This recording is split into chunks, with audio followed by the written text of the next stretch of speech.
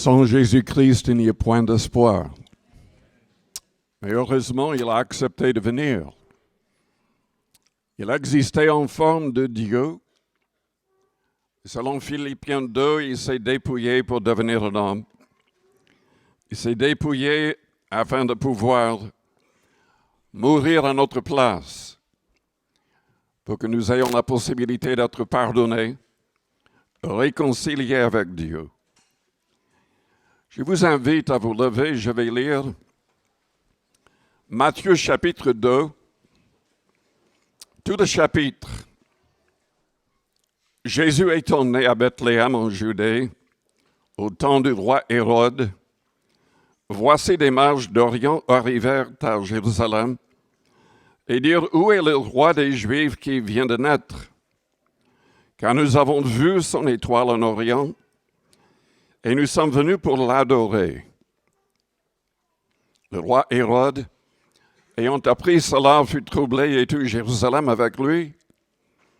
Il assembla tous les principaux sacrificateurs et les scribes du peuple.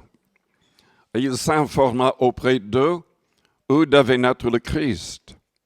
Ils lui dirent, à Bethléem en Judée, car voici ce qui a été écrit par le prophète. Et toi, Bethléem, terre de Juda, tu n'es certes pas la moindre entre les principales villes de Juda, car de toi sortira un chef qui paîtra Israël, mon peuple. Alors Hérode fit appeler en secret les mages et s'enquit soigneusement auprès d'eux depuis combien de temps l'étoile brillait.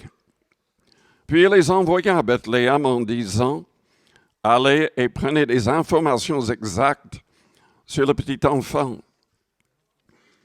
Quand vous l'aurez trouvé, faites-le-moi savoir, afin que j'aille aussi moi-même l'adorer. Après avoir entendu le roi, ils partirent. Et voici l'étoile qu'ils avaient vue en Orient marcher devant eux, jusqu'à ce qu'étant arrivée au-dessus du lieu où était le petit enfant, elle s'arrêta. Quand ils aperçurent l'étoile, ils furent saisis d'une très grande joie. Ils entrèrent dans la maison, virent le petit enfant avec Marie, sa mère, se prosternèrent et l'adorèrent. Ils ouvrirent ensuite leur trésor et lui offrirent en présent de l'or, de l'encens et de la myrrhe. Puis, divinement avertis en songe de ne pas retourner vers Hérode, ils regagnèrent leur pays par un autre chemin. Lorsqu'ils furent partis, voici un ange du Seigneur apparut en songe à Joseph. Et dit, lève-toi, prends le petit enfant et sa mère, fuis en Égypte, et reste-y jusqu'à ce que je te parle. Car Hérode cherchera le petit enfant pour le faire périr. Joseph se leva, prit de nuit le petit enfant et sa mère, et se retira en Égypte. Il y resta jusqu'à la mort d'Hérode, afin que s'accomplisse ce que le Seigneur avait annoncé par le prophète. J'ai appelé mon fils hors d'Égypte.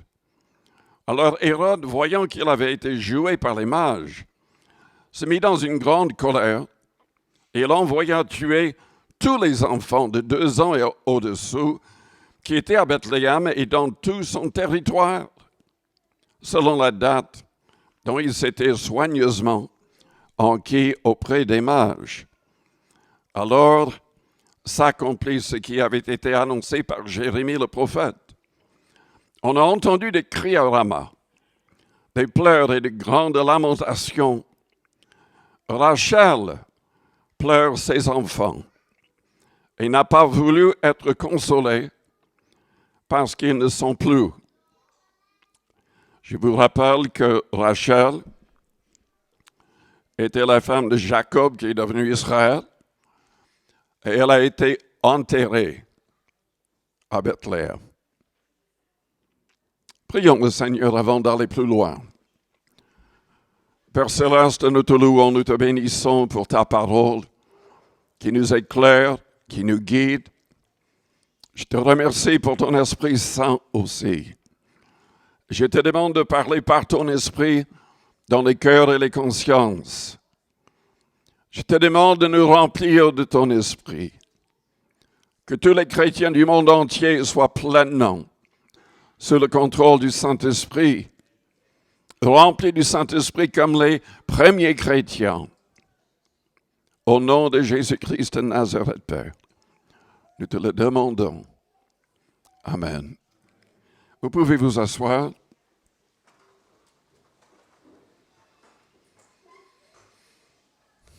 Combien nous avons besoin du Saint-Esprit? En fait, la Bible dit que si quelqu'un n'a pas l'Esprit de Christ, il ne lui appartient pas. Personne n'est véritablement chrétien, à moins de recevoir par la foi, par la prière, l'Esprit de Christ. Et nous devons aussi, selon Romains 8 au verset 14, nous laisser conduire par son Esprit, afin d'être de vrais enfants de Dieu, de vrais fils de Dieu. Ce qui est terrible, c'est que nous avons vraiment besoin de l'Esprit Saint pour éviter les pièges du diable. Il veut nous détruire. C'est un menteur. Il a menti, il a trompé les hommes au départ. Selon Éphésiens 2, il nous pousse à la rébellion contre Dieu, à la rébellion contre son Église, à la rébellion contre les responsables que Dieu a choisis pour conduire dans le contexte de l'Église.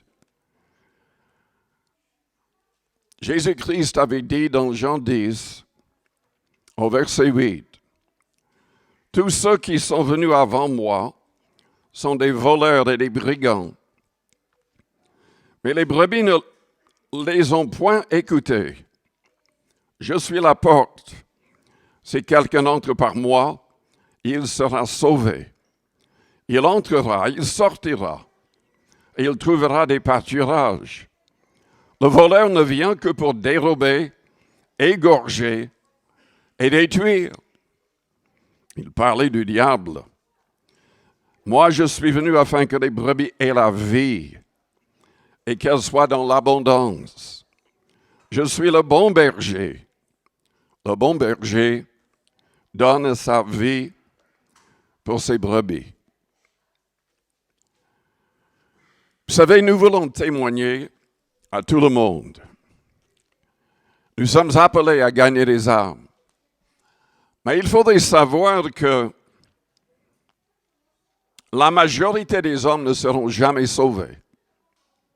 Et peu importe le nombre de miracles, peu importe le nombre de signes, de prodiges, ils ne se convertiront pas parce que beaucoup de gens ont choisi dans leur cœur d'être ennemis de Dieu. Vous avez remarqué dans cette histoire que nous venons de lire, Hérode, il est en face de miracles. Des gens arrivent dans notre pays, conduits par une étoile, demandant où le Christ devait naître, le Messie, celui que Dieu devait envoyer selon les prophéties, loin. Et les responsables, les scribes, lui disent exactement les prophéties concernant le Christ. Il prétend vouloir l'adorer. Mais en fait, son cœur, ses pensées sont complètement contrôlés par l'adversaire de nos âmes, par le diable. Il voulait, dirigé par le diable, tuer le Christ. Au lieu de l'adorer, au lieu de lui laisser la place, il voulait le faire mourir. Nous sommes dans un monde où, parce que nous servons Jésus-Christ, nous avons des ennemis. Et nous devons nous laisser guider par le Saint-Esprit pour éviter déjà les dangers qui viennent du diable, les pièges du diable, mais aussi des hommes manipulés par le diable. Dieu, dans ces cas, a parlé par son esprit. Il a donné des songes, des visions. Il a même envoyé un ange pour que le diable n'arrive pas à ses fins. Nous avons besoin du Saint-Esprit. Nous avons besoin d'être à l'écoute du Saint-Esprit. C'est important, c'est évident que tout ce qu'on reçoit comme rêve ne vient pas de Dieu. On peut rêver des choses bizarres parce qu'on a mangé trop de pizza. Mais parfois, le Saint-Esprit nous donne des visions et des songes pour nous avertir, pour nous aider à éviter de très graves dangers. Il veut nous guider pour qu'on puisse vraiment être utilisé dans ce monde. Et il faut le dire, Dieu veut, à notre époque, que tous les chrétiens soient entièrement remplis du Saint-Esprit et utilisés par le Saint-Esprit miraculeusement. Le jour de la Pentecôte, Pierre a cité la prophétie qui se trouve dans Joël, chapitre 2. Je vais le lire au verset 28. Après cela, c'est Dieu qui parle, je répandrai mon esprit sur toute chair dans le contexte des croyants. Vos fils et vos filles prophétiseront. Vos vieillards auront des songes et vos jeunes gens des visions. Même sur les serviteurs et sur les servantes dans ces jours-là, je répandrai mon esprit. Je ferai paraître des prodiges dans les cieux et sur la terre. Il parle d'autre chose qui se passerait avant le retour du Christ. Les mages. Parlons de ces mages. En fait, c'est mal traduit. Le mot n'est pas mage en grec. Je ne sais pas pourquoi ils ont choisi ce mot-là. Si vous utilisez la traduction de Martin en français, c'est marqué les sages. Et c'est traduit ainsi en anglais, des hommes sages, dans les Bibles en anglais. Il s'agissait de savants, mais surtout de gens sages qui cherchaient Dieu, qui se laissaient guider par Dieu. Le mot mage n'est pas du tout biblique, parce que si vous cherchez dans le dictionnaire, c'est lié à la magie.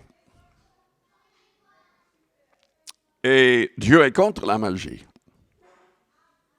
On ne peut pas toucher à l'occultisme et espérer aller au ciel.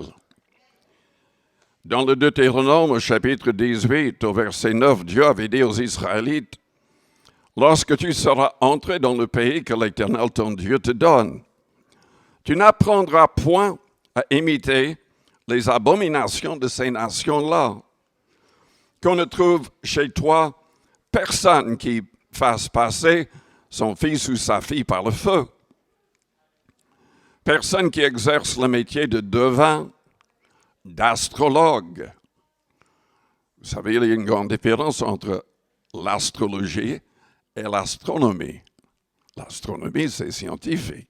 L'astrologie, c'est l'occultisme.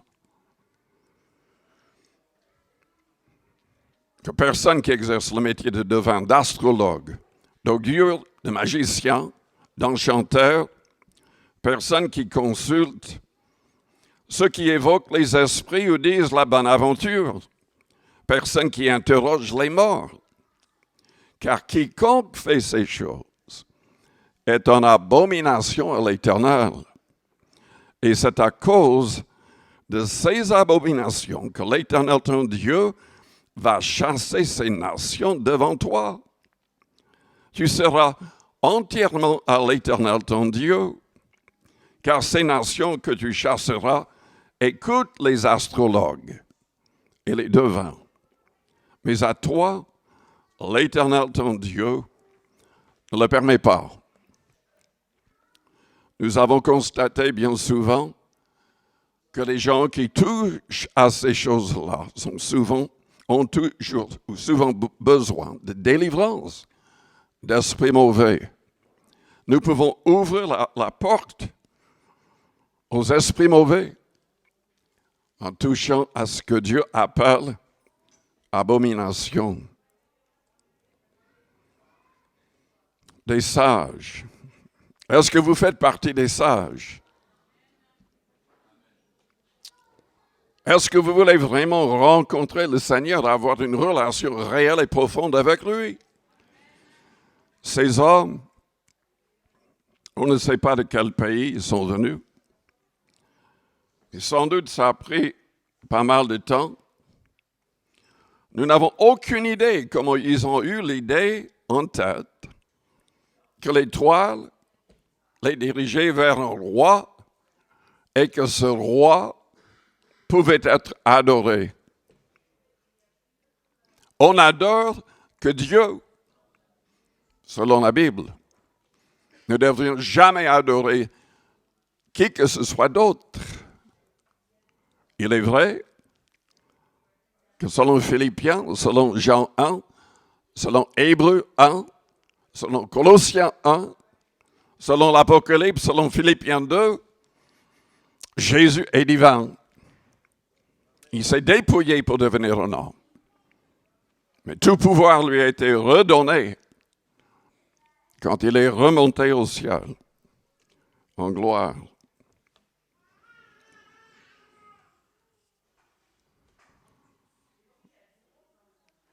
Qui est sage?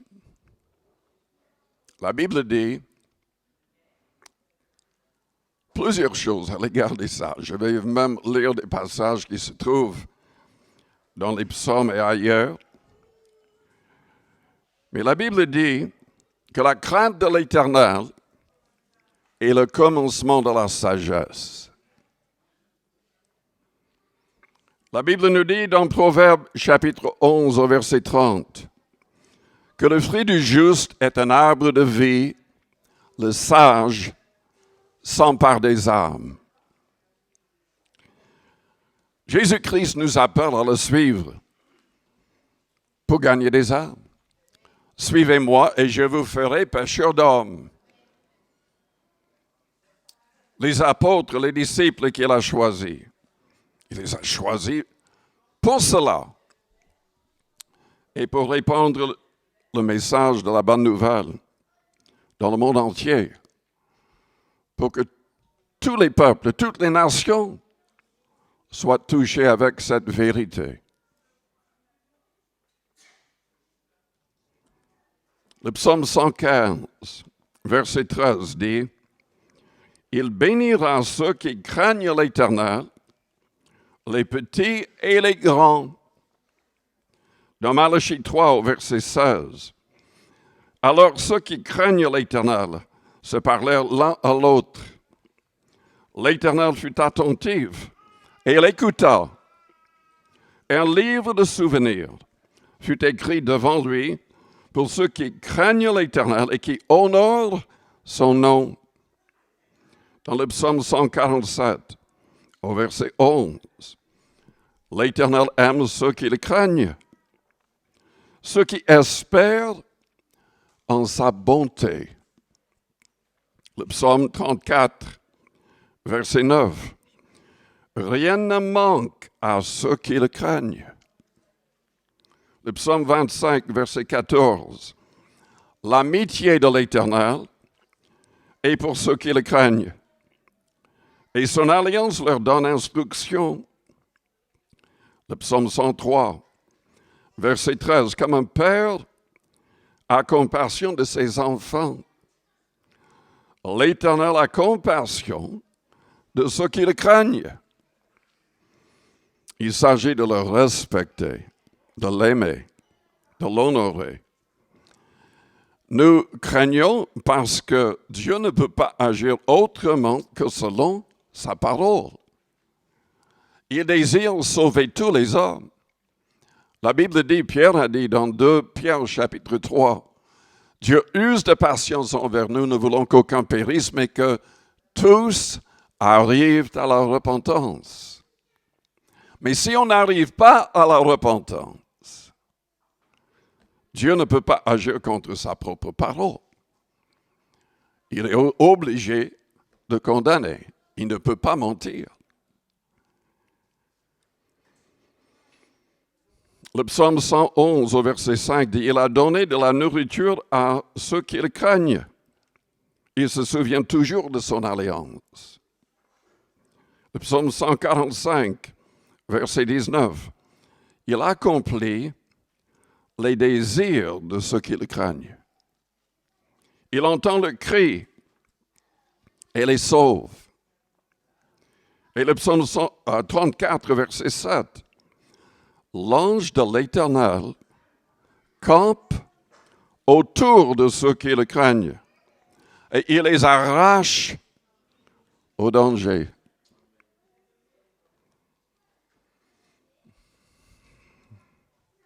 C'est indispensable qu'on arrive à une pleine repentance. Et il faut le dire, cela n'est pas possible à moins qu'on cherche le Seigneur lui-même. Parce qu'il a dit que dans Jean 8, c'est par sa parole, le fait de méditer cette parole, de demeurer dans cette parole, qui nous libère du pouvoir du péché. Et le Seigneur agit aussi par son Esprit Saint. Il a dit, si donc le Fils vous a franchi, vous serez réellement libre. Réellement libre. Il ne veut pas que les hommes soient esclaves des habitudes mauvaises, que les hommes soient trompés par le diable, qui les pousse à la rébellion. Il faut croire à la bonté de Dieu. Dieu nous aime. Dieu a tant aimé le monde qu'il a donné son Fils unique pour que tous les hommes aient la possibilité d'être réconciliés, pardonnés. Nous devons rencontrer le Seigneur. Et nous devons faire comme les 3 hommes, les hommes dans cette histoire, les sages. Ils sont venus le rencontrer et l'adorer et lui offrir ce qu'ils avaient de mieux. De l'or, de l'encens et de la myrrhe.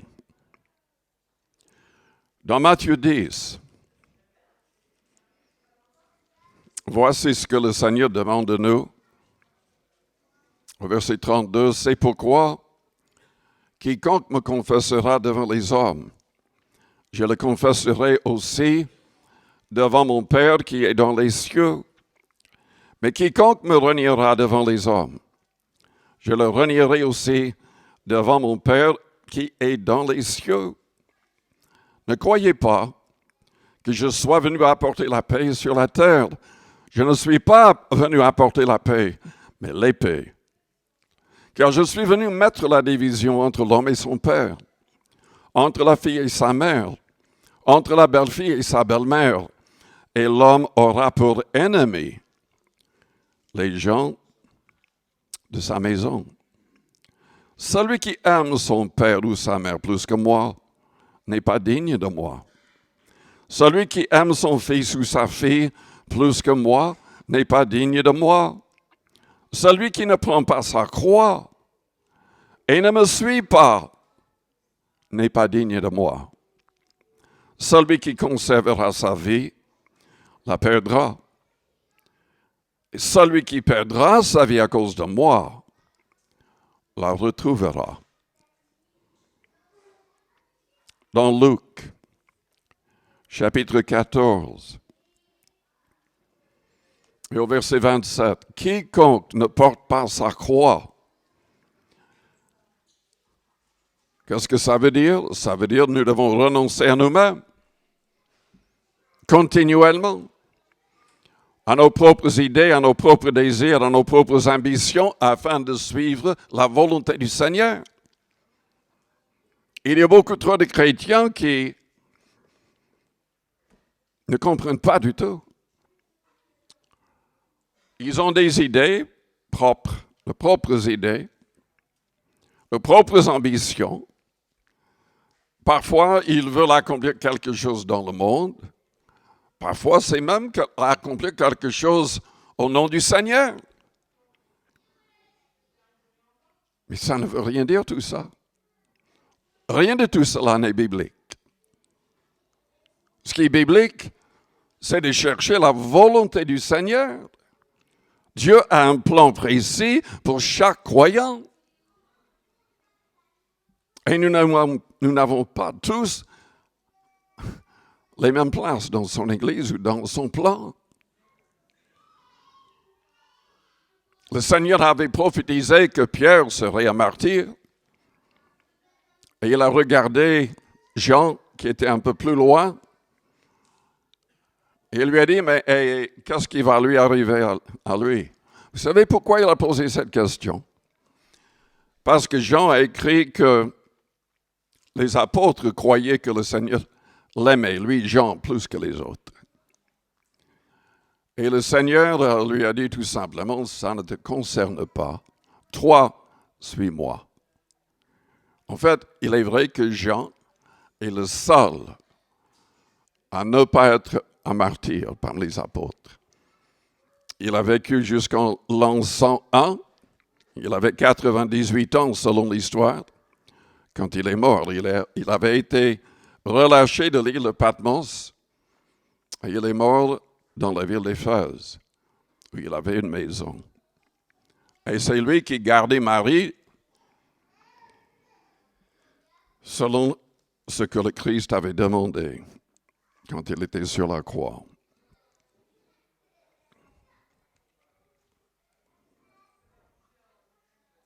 Je voudrais revenir au mage. Mais enfin, restons un instant dans Luc 14. Quiconque ne porte pas sa croix et ne me suit pas ne peut être mon disciple.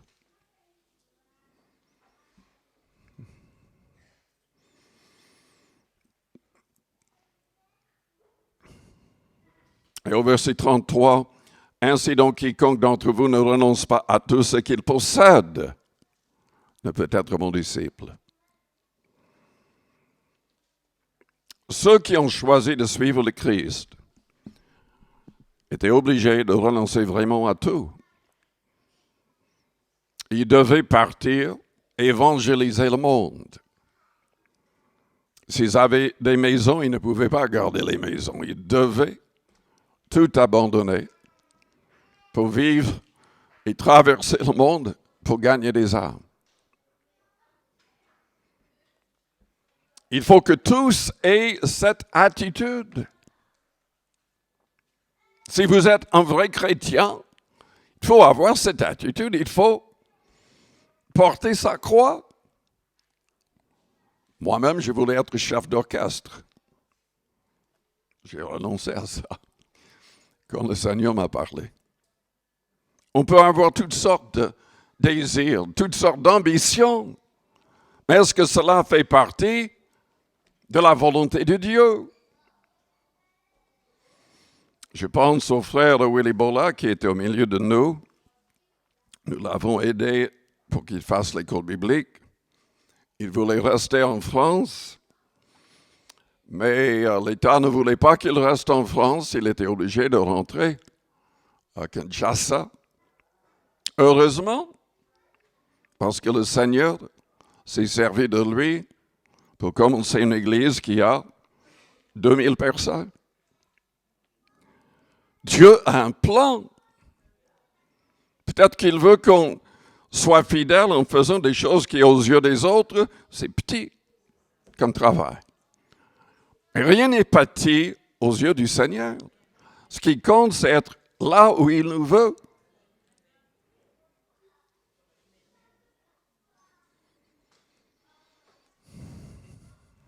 Nous devons être prêts à tout abandonner. Je parle souvent de lui, je vais le faire de nouveau pour les personnes qui n'ont pas entendu. Tony Rybarczyk était avec nous. C'est un prédicateur, un missionnaire. Il travaille surtout souvent en Russie. Mais quand le Seigneur l'a sauvé, l'a appelé, il était plus que riche. Il était extrêmement riche. Avec ce qu'il faisait, il avait son propre avion pour voler partout dans le monde. Mais le Seigneur l'a appelé, il a été obligé de tout abandonner pour devenir un simple missionnaire et de dépendre par la foi pour son salaire. Le Seigneur le bénit et se sert de lui pour sauver pas mal de personnes. Il faut que tous aient cette attitude de cœur. Il faut que tous suivent véritablement le Seigneur. Les trois hommes, ces sages, enfin j'ai dit trois, je ne sais pas si c'est même marqué qu'il y avait trois. Nous ne savons pas combien étaient là, mais il y avait trois choses données comme trésor. Ils ont accepté d'abandonner tout pour suivre une étoile, croyant que c'était vraiment Dieu qui dirigeait. Et ils ont offert de l'or, de l'encens.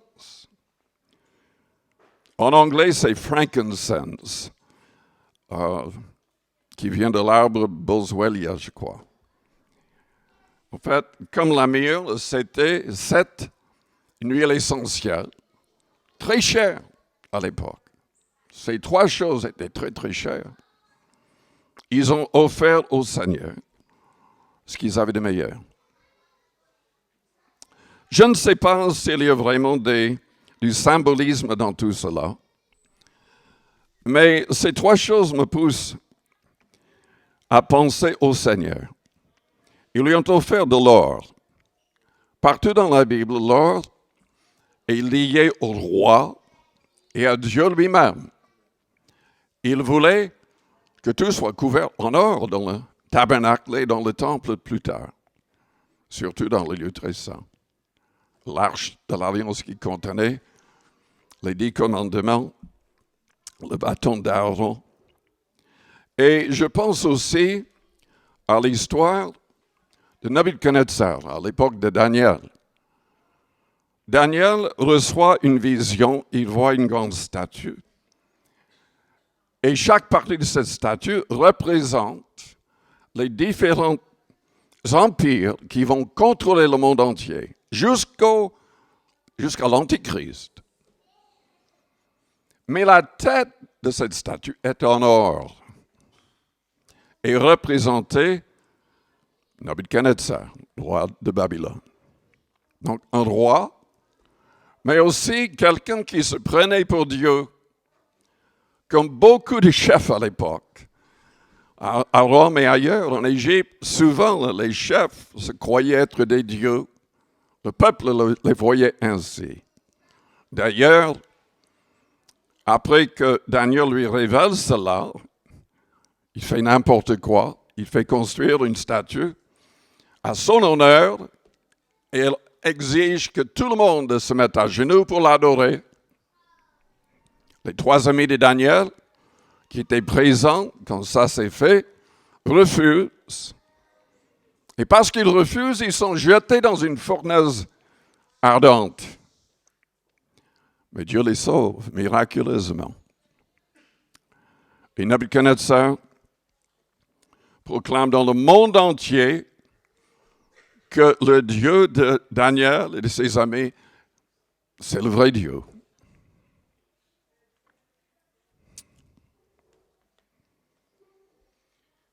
De l'or, les rois, une divinité dans l'esprit des gens.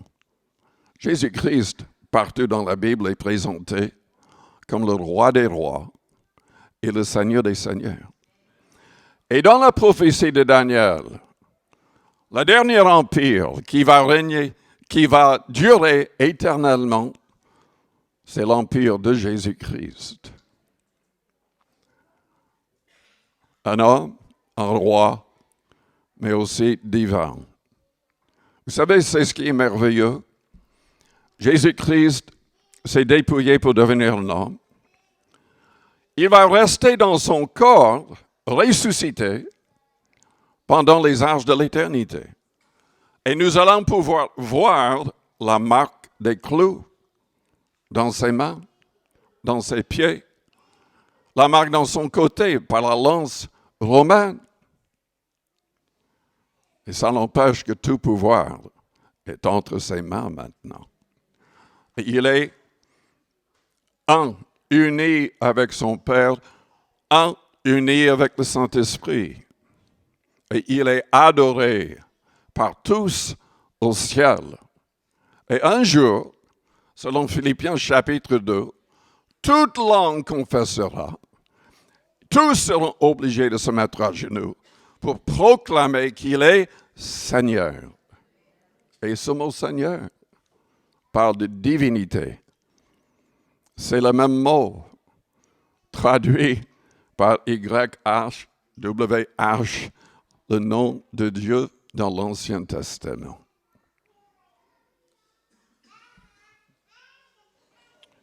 De l'or, de l'encens. Dans l'Apocalypse, nous voyons les anges qui offrent de l'encens avec les prières des saints. Jésus-Christ est notre seul espoir. C'est uniquement grâce à sa mort et à sa résurrection, uniquement grâce à son intercession pour nous, que nous pouvons être sauvés. Selon Hébreux chapitre 7, verset 25, Jésus-Christ peut sauver de manière parfaite tous ceux qui s'approchent de Dieu par lui, étant ressuscité, étant vivant pour intercéder pour chacun de nous. Mais ils ont offert aussi de la myrrhe. C'est aussi une huile essentielle, utilisée pour combattre toutes sortes de maladies, même le cancer.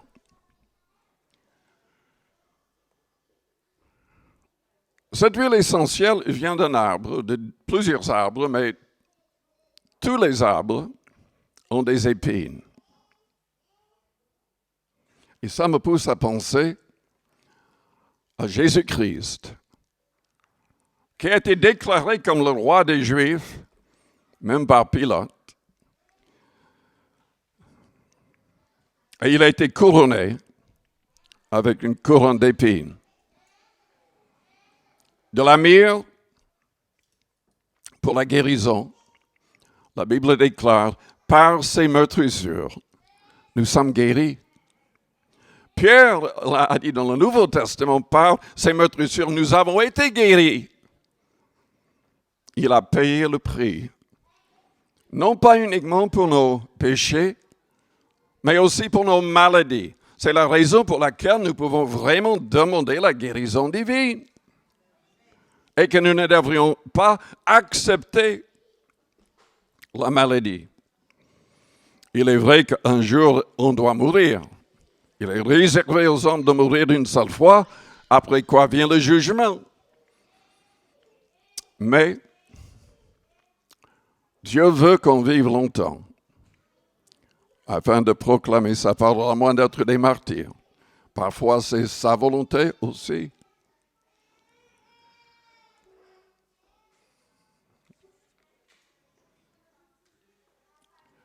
J'ai oublié quelque chose par rapport à l'encens. Dans Jérémie, au chapitre 44, verset 17, nous lisons, « Mais nous voulons agir comme l'a déclaré notre bouche, offrir de l'encens à la reine du ciel et lui faire des libations comme nous l'avons fait, nous et nos pères, nos rois et nos chefs, dans les villes de Juda et dans les rues de Jérusalem. Alors nous avions du pain pour nous rassasier, nous étions heureux et nous n'éprouvions point de malheur. » En fait, Jérémie visait les Israélites qui avaient abandonné Dieu pour une fausse déesse, appelée la Reine du Ciel. L'Église catholique fait l'erreur d'appeler Marie la Reine du Ciel.